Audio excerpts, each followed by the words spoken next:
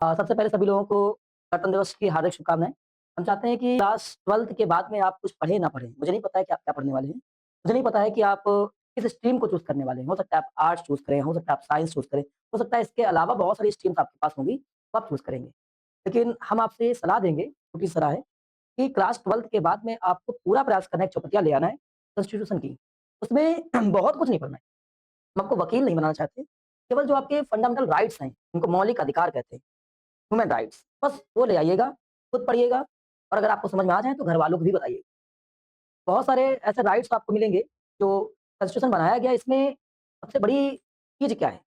आपको लगता है कि कॉन्स्टिट्यूशन या गणतंत्र दिवस नॉर्मल है, ऐसा नहीं है। आज के दिन पर ये तो आप सबको पता होगा कि पूरी तरह से जो हमारे पास में जो लॉ बनाए गए थे, लॉ एंड ऑर्डर, उनको एनफोर्स कर दिया गया था, लागू कर दिया गया था।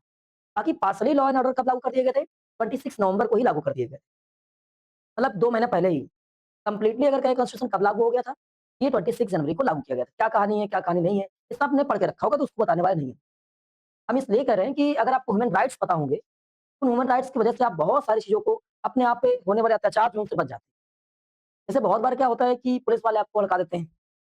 बहुत बार आपके पास फ़ोन आया, आपके पेरेंट्स के पास फ़ोन आया कि और दूसरा नियम ये होता है लीगल नियम, तो मॉरल हो गया फ़ोन से आप बुलाए, बताए चले गए। कि जब तक कि आपके पास में वारंट नहीं आता है, आप बिल्कुल नहीं जाइए। कोई पुलिस वाला आपके ऊपर कोई ज़बरदस्ती नहीं कर सकता है, कानून यही है, लॉ यही है। लेकिन हम लोगों को बहुत सारे नियम नहीं पता होते हैं, हमेशा दब जाते हैं। कुछ लोग इसका मिसयूज़ करते हैं, वही एक प्रॉब्लम है।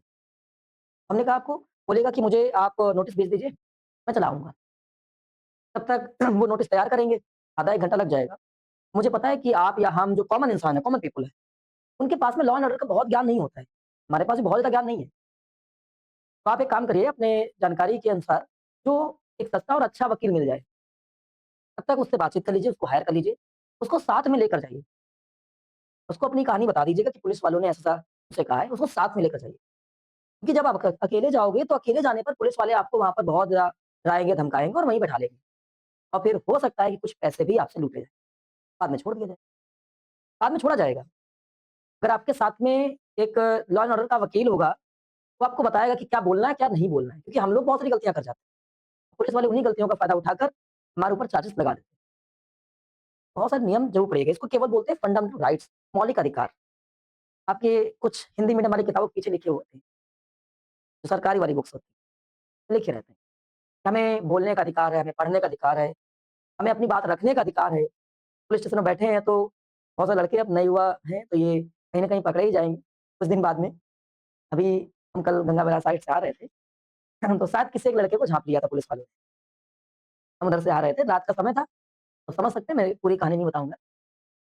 तो इसमें वो करते क्या है कि फिर उससे अपनी मनमर्ज़ी के हिसाब से कुछ न कुछ लूटने का प्रयास करते हैं। आप किसी भी अवस्था में पकड़े जाएँ, आपने क्राइम किया हो, ना किया हो, आपसे अपराध हुआ हो, ना हुआ हो, आपसे लॉ एंड ऑर्डर टूटा हो, ना टूटा हो, दोनों केस में आपके पास अधिकार होता है कि आपको एक वकील नियुक्त होने का। आप भले ही पुलिस स्टेशन में बैठे हैं, पुलिस वालों की ज़िम्मेदारी होती है, आपका ये अधिकार होता है, राइट्स आप बोलेंगे आर्टिकल नंबर 35 मुझे कानूनी अधिकार है कि मैं 35 बात कर लीजिएगा।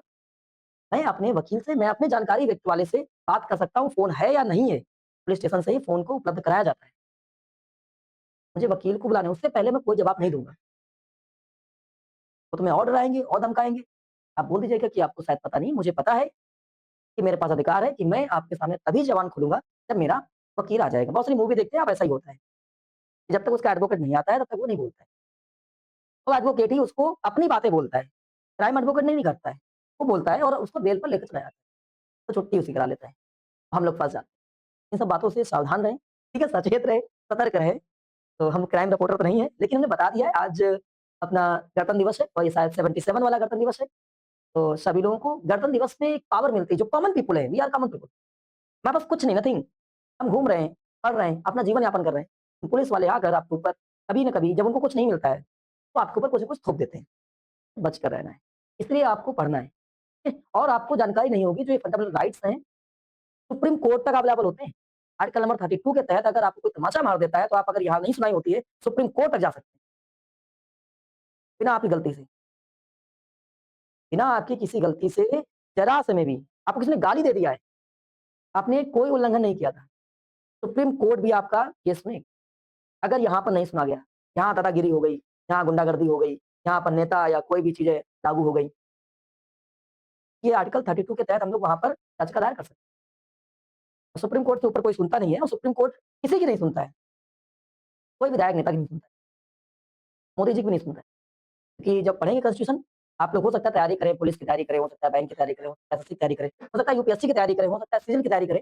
ऐसे बहुत सारे एग्ज़ाम हैं, जो स्टेट एग्ज़ाम हैं और जो अपने सेंट्रल एग्ज़ाम हैं, उन सभी के हिसाब से तैयारी करें, तो वहाँ पर आपको पढ़ाया जाएगा, कॉन्स्टिट्यूशन के बारे में, ठीक है? तो ये सब बच्चे कर रहे हैं, ठीक है?